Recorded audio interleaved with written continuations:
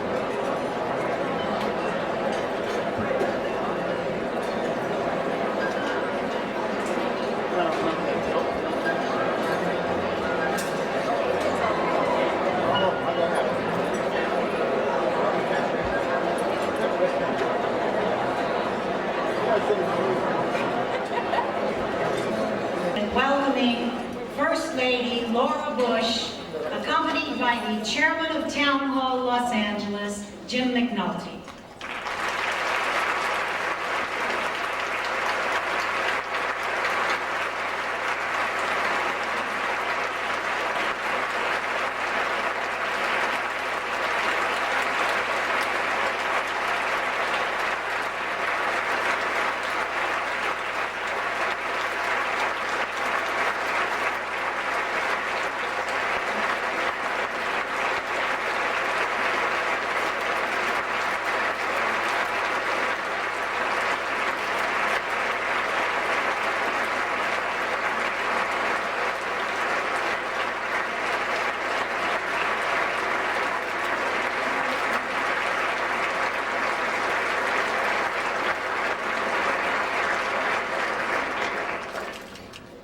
Please be seated and enjoy breakfast.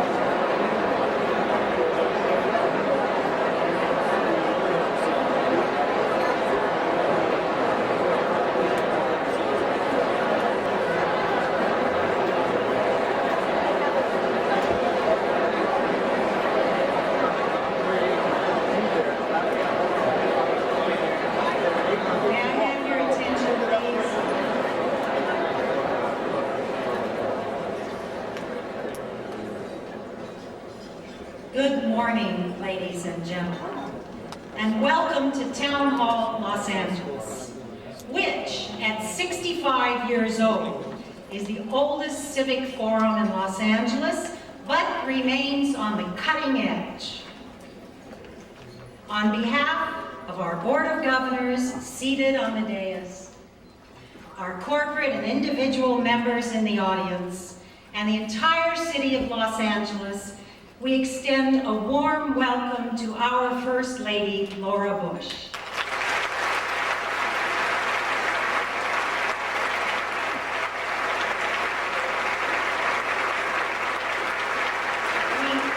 We have many special guests here today, and I ask you to please hold your applause while I recognize them. Former Governor of California, Pete Wilson and Gail Wilson. I know you want to applaud, but please hold a moment. I have a lot of them. Former Mayor of Los Angeles, Richard Reardon and Nancy Daly Reardon. Dan Kahn, Deputy Mayor of Los Angeles. City Attorney Rocky Delgadillo and Michelle Delgadillo. Leslie Irving, Council Member from the City of Compton.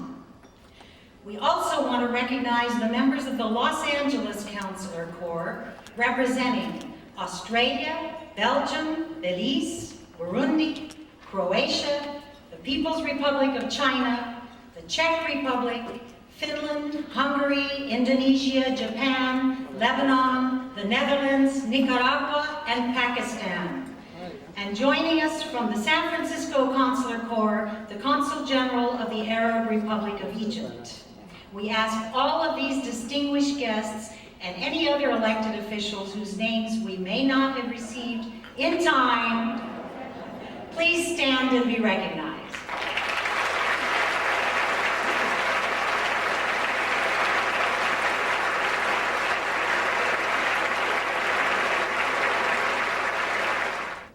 It's a great pleasure and an honor to welcome to Town Hall, Los Angeles, First Lady of the United States, Laura Bush.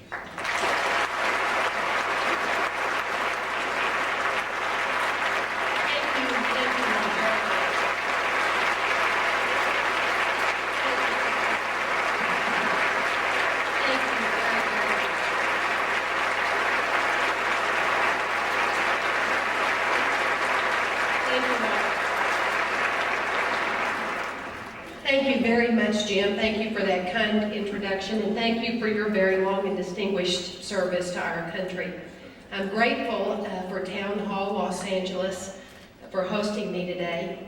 I also want to recognize former Governor Pete Wilson and Gail, and former Mayor Reardon and Nancy. Thank you all for coming today. You really honor me by coming. I know a lot of what I'm going to talk about, all of you have worked on for years here in Los Angeles and in California, but thank you all very much for coming. This town hall makes very vital contributions to the intellectual and civic life of Los Angeles. And I'll have to tell you, it's great to be in sunny Southern California. Last Friday, when my husband and I were in Utah for the opening ceremonies of the Olympics, words simply can't describe the feeling of pride and unity that blanketed the stadium during that opening ceremony. I've seen national pride since September 11th in the flags on the front of houses, on buildings, and on our car bumpers and antennas. Those flags are a wonderful sight to behold. But one tattered flag last Friday night seems to have captured our nation's spirit better than anything we've seen so far, and that's the flag from Ground Zero, which was proudly displayed in Salt Lake City. That flag is a vivid reminder of what America is all about. Many of us now think of our lives in terms of before and after the 11th of September. We can never forget the images of that day or the lives that were lost, but the experience has strengthened and unified our nation. One of the positive effects of September 11th is that many of us have reassessed our priorities and the things that are most important to us. So today I want to talk to you about two issues that are important to me: the education of our children and the state of our nation in the wake of September 11th. When you read to children, they learn two things. One, that reading is important, and two, that they are important. Education consistently ranks among the top concerns of the American people. As James Madison once wrote, "Knowledge will forever govern ignorance, and a people who mean to be their own governors must arm themselves with the power which knowledge gives."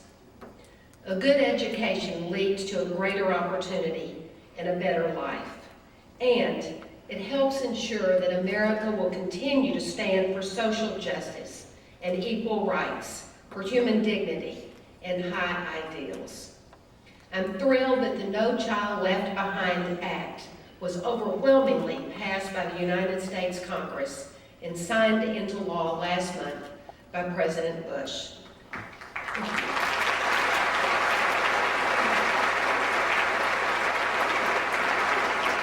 This historic legislation sets high standards and holds schools accountable for results. It ensures local control and greater flexibility for states and local districts. It supports reading instruction based on proven methods that ensure that every child learns to read at grade level by the 3rd grade. This law also includes, and this is very important, major increases in elementary and secondary school funding. We'll spend more on our schools, but we'll spend the taxpayers' money wisely on proven methods, especially when it comes to reading. Yesterday, when I visited Fair Avenue Elementary School to see the after-school program, LA's Best, the principal there told me that they were already doing exactly what's in this No Child Left Behind Act, that they were using phonics to teach children to read, and they've had a huge increase in their scores. They're really doing a great job there.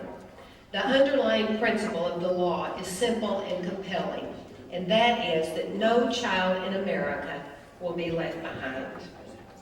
Last year, I launched an initiative called Ready to Read, Ready to Learn. This initiative has two major goals. First, to ensure that all children are ready to read and learn when they start school. And second, to help our country recruit more teachers, especially in the classrooms in our poorest neighborhoods. This initiative developed in part from personal experience.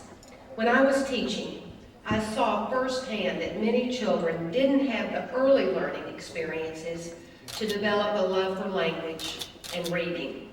And I learned that not having those experiences can have devastating effects on success in school. I realized that for many children, being left behind didn't begin in elementary school. It began in those years between diapers and their first backpack. From the first days, our children's reading and learning experiences will shape the way they think and learn all their lives. We have a great mission to ensure that our children's journey through school is as fulfilling and productive as possible. This is their birthright.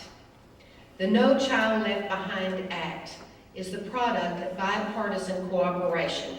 Republicans and Democrats worked together to pass this act, and as a result, we have begun a new and more hopeful era in public education. We can turn off the television and spend time reading to our children. We can give them the gift of our time and attention. As I've traveled the country, I've found that children still need to be reassured. When I visit classrooms, and this happened even yesterday at Fair Avenue School, children will sidle up to me and whisper, "What do you think about what happened?" And I'll say, "I'm sad." And they'll nod their heads and say that they're sad too.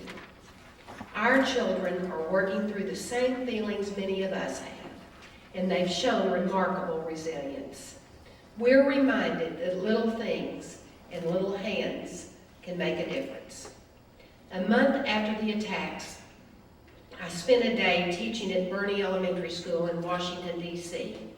I was surprised when a child handed me 169 envelopes containing donations from the students. The money in those envelopes was intended for the America's Fund for Afghan Children. The students knew that the president had asked children to send $1 to help pay for food and medicine for Afghan children. The children at Bernie Elementary might understand hunger. Of the 565 students who attend the school, all but 27 children are eligible for the free or reduced cost lunch program. And yet they contributed $173.64 to the Children's Fund.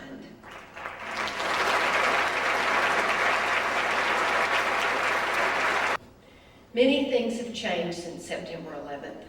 We're less innocent, but more united, more compassionate, and more patriotic. I'll never forget a moment during the Pentagon Memorial Service. The choir was singing the Battle Hymn of the Republic, and the next thing you know, we were all singing along. Then suddenly, a woman in a turquoise dress, way in the back of the crowd of thousands, stood up and began swaying and waving her flag in the air. Then we were all on our feet, waving thousands of American flags, united and not ashamed when our eyes filled with tears and our hearts swelled with pride. Through our collective experience of tragedy and healing, we're relearning our values, and the world is learning about real Americans. Americans are one people, sharing not only a continent, but also a country. We celebrate our diversity under one flag, and the ability to respect and appreciate our differences is a defining trait in our country. We need to look no further than the city of Los Angeles to appreciate the value of diversity, of many cultures, religions, and customs. Our lives were permanently changed last September. But as time passes and we begin to see ourselves and our path more clearly, and one thing does remain the same: we're all proud Americans. Thank you all very much.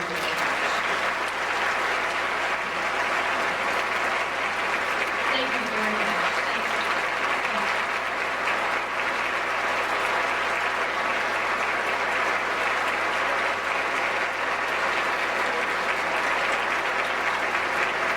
Thank you all. Thank you.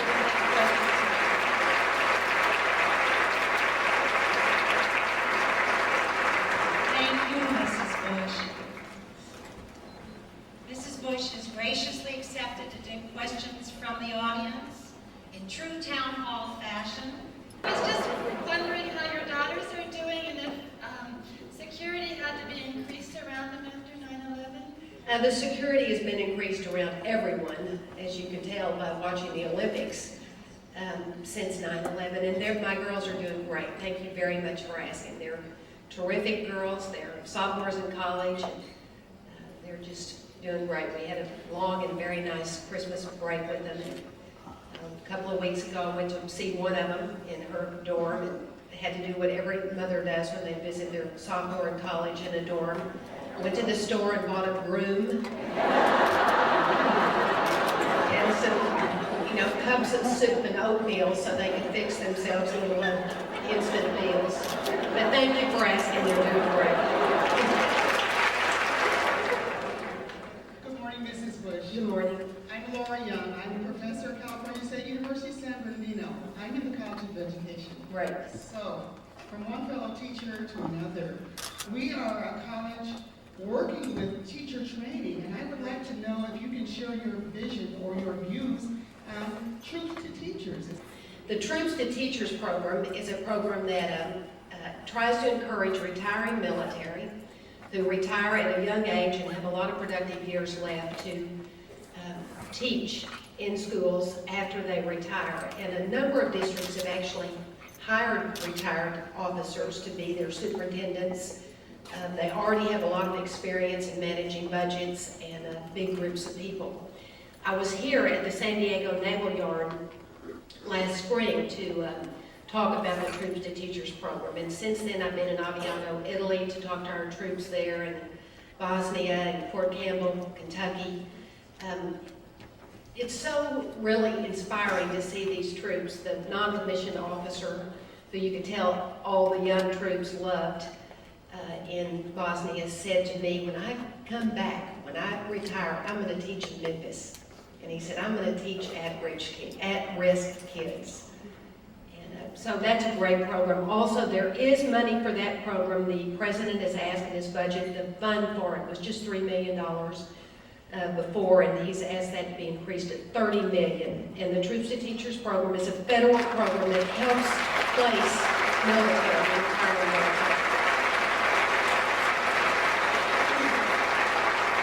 Yesterday, on the front of the New York Times, there was an article on the very front page, the top right column, on how many people are applying to be teachers now. The numbers are up dramatically, and they think there are two reasons. First, that people, after September 11th, looked at the jobs they were doing and wanted to have a more meaningful job, a way that they could really contribute to America and American society. Then second, because of course of the downturn in the economy, there are a lot of people who are in the computer business, who are scientists and mathematicians, who are applying to teach. And that's great, because we really need scientists and mathematicians in our school district. So I'm very encouraged by the number of people that are applying. And we really, really need to support teachers and give them the credit that's due, because their job is so difficult. A lot of people are bilingual. That doesn't mean they're biliterate, but they're bilingual. But I think it is a huge advantage if you have the opportunity to be bilingual. There's so few people in America who are bilingual, and you have the opportunity to become biliterate. I think you really have a huge advantage, and I think it's something that, as a nation of immigrants, we should try to encourage, and that's really being biliterate. So I wish I spoke Spanish fluently. I studied it for a lot of years, but I need to still study. You shared what you're hearing from some of the students out there. I'd like for you to share what you're hearing from teachers. Well, I visited the school that's in the shadow of the World Trade Center about a week and a half after September 11th. It was an elementary school that was evacuated. The teachers and the children were told to run.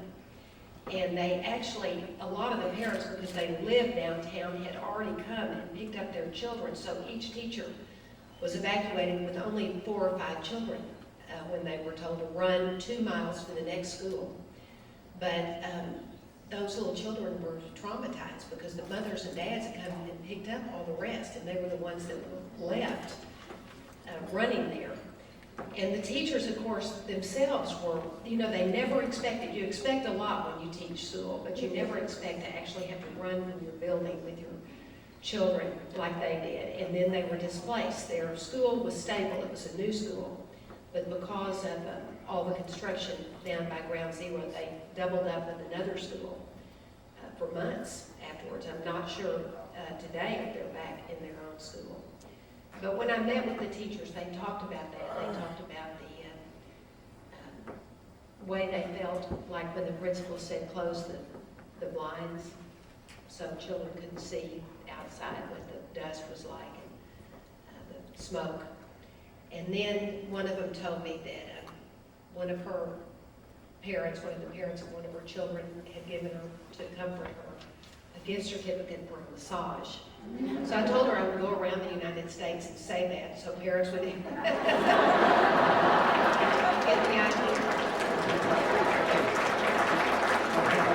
But it is hard, and the teachers don't know what to say until they even, just like us. I mean, how do you explain terrorism? It's very difficult, and teachers are in a very precarious place, because some parents don't want them to mention it. They want to be the ones that talk to their children about what happened. And then other parents are offended if the teachers don't mention it and make it part of their class. But I've also seen great things. I've seen the teachers who work great with children and have them draw pictures or write lists of ways they can make themselves feel better. And when I visited that school in New York, I visited a second grade class, and no one in the world is more comforting than an 8-year-old. And those second graders had written letters that said, "Dear Mr. President, I love you, and I love the firemen, and I love the firemen's dogs." We'll certainly reassess the kind of values we're showing our children, which may or may not be the values we want our children to have. I remember actually when that very popular California show, 90210, was on television, and my children would watch it, and I would just walk through the room and say, "These are not our values." And of course, you know what they said, so we do need to speak out, all of us, and we shouldn't be embarrassed to speak out. We're not talking about censorship. You know, we're talking about what's appropriate for children. And so I think it's going to take all of us speaking out and saying that we don't want our children to be exposed to a lot of violence in the media or over shows that are sexualized or whatever. We want our children to be exposed to things that are appropriate for children. And it's going to take all of us to talk about it. And we can also, of course, turn to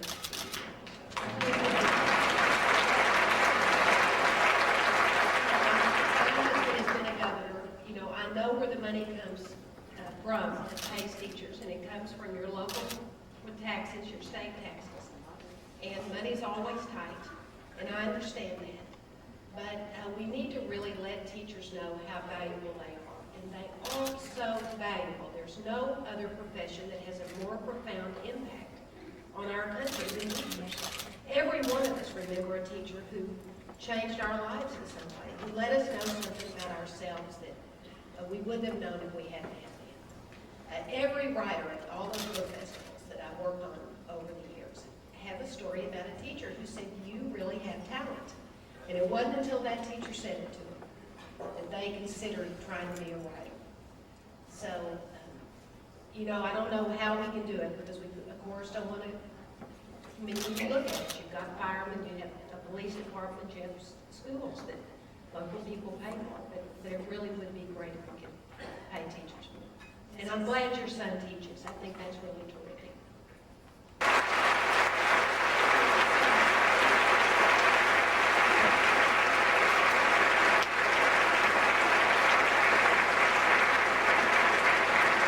Thank you, Mrs. Bush, for being with us today. Your message, your words will remain with us long after you've returned to Washington, D.C. Ladies and gentlemen, this concludes our program. Please remain seated as Mrs. Bush leaves the room.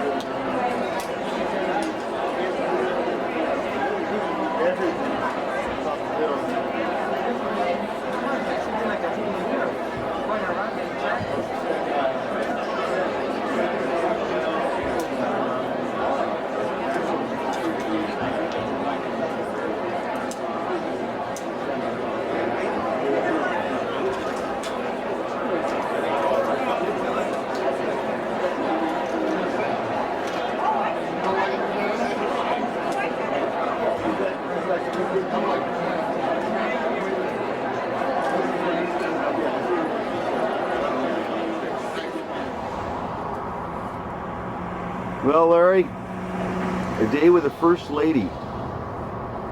It was a nice breakfast we had this morning.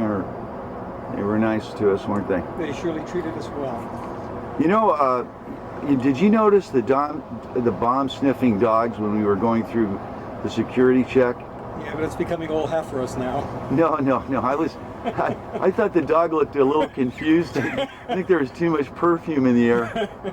It was pretty amazing, wasn't it? Yeah, it was an interesting experience. Anyway, yeah, the First Lady came to Los Angeles today to discuss about. She's kind of following in the president's footsteps about No Child Left Behind and about all about the fact. What was that about the $30 million rather than $3 million that we've been presently spending? Well, the president's going to ask for an increase for a federal program so that we can have retired military personnel come back and teach school after their retirement. You know, they have experience in managing budgets and technical expertise that could be useful. I think she emphasized the math and science portion, which certainly applies to California, doesn't it? Very true. So, well, you know, there were some notable people here today too. They had Richard Riordan here with his wife, and they had Governor Pete Wilson here. Who else was here? Well, they had Dan Kahn, Leslie Irvin, and they had quite a few ambassadors that were here. They were what? Who are those people? Ambassadors from all over the world. Oh, really? I'd like to hear what she had to say. Yeah. Well, I'll tell you what. Riordan was working that room. I mean, I thought it was his event. It was pretty amazing. He was all over that room. He was a consummate politician. Yeah, she came in and sat down, and then Riordan's still working the room. I couldn't get over it. To steal the limelight. I don't know, where was Simon and Jones? It's an interesting point. They were obviously missing in action. Well, what did she really talk about? You know, I mean, she has a really nice way about her. She's a really lovely lady in every respect. But it was interesting that some of the things that she had to say about the teachers sounded a lot like pandering to me, because she said that, what was it about having to pay the teachers more money for what they do? Is that right? Well, she also said their jobs are more difficult, especially after September 11th. And yes, she did ask that we have to compensate the teachers better for the job they have. However, I didn't hear any mention of proficiency. I didn't hear anything mentioned regarding the subject of school choice or vouchers. And it's great to talk about all the things that you'd like to do, but there was no one discussing how we're going to fund this additional money. Yeah, well, I think it was an interesting, it was a kind of an interesting crowd there today, because it was I think as you said to me before, it was semi-evenly divided. There were a lot of both men and women in a big room, 700 people at least. For sure. And I think they needed to. What do you think she could have done better? I mean, I'm just thinking about it, because you know, it sounded like a stump speech to me that was kind of following on the heels of what the president's been saying. They seem to focus on the events of 9/11 as being so traumatizing to the children of this country, and how we could straighten that out. I thought that was good. This is true, but you know, coming to California where our test scores for our children is near the lowest in the country, I would think that maybe she would have addressed that a little bit more, rather than just throwing money at it as a solution. We do have an education crisis here, and it has nothing to do with September 11th.